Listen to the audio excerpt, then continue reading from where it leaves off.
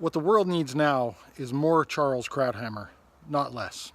Some of you may have heard that political pundit, intellectual doctor Charles Krauthammer recently penned a letter saying that he was losing his battle with cancer and the stage was set for his demise. He's bowing out. The fight can be fought no more.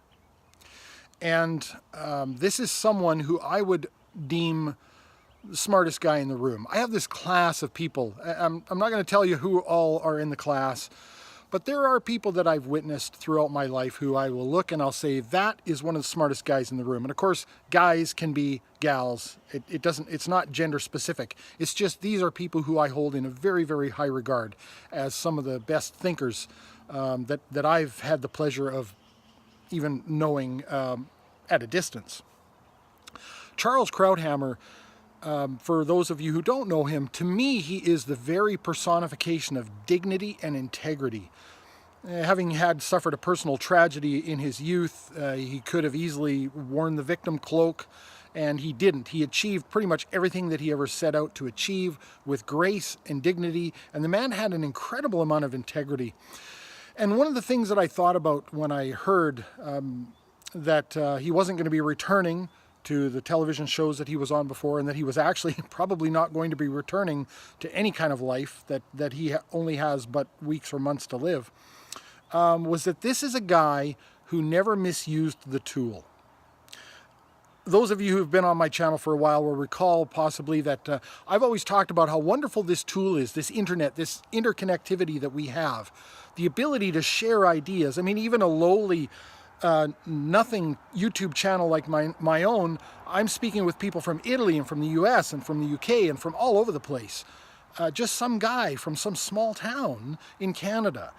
And that is an incredible tool. And when we resort to personal attacks and poor argumentation and ripping people apart and trying to destroy people, simply because the anonymity of the net allows us to do that. And even in the grander stage, when we resort to, in the name of sort of discourse, we resort to calling each other feckless cunts and all this kind of stuff. This is misusing the tool.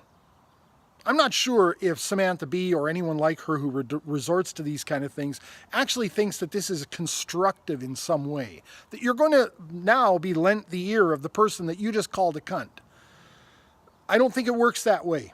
And the one thing that always amazed me about Charles Krauthammer was no matter how pithy the debate, he never sunk to that level. And yet, he was an immensely likable person. I actually used to really enjoy watching him on the O'Reilly Factor because he would barb at Bill O'Reilly. He had a unique way. I mean, it's his intellect, I think. He had a unique way of getting under Bill O'Reilly's skin, and it was kind of 50-50. Half the time, Bill O'Reilly didn't even realize he was being jabbed, and the other 50% of the time, he didn't know what to do about it because he was no match for Charles Krauthammer's wit. There was just no way. And it was really fun to watch because Bill O'Reilly typically is a guy who doesn't let anybody pull anything on him, right? Bill O'Reilly is typically the guy who's going to give as good as he gets.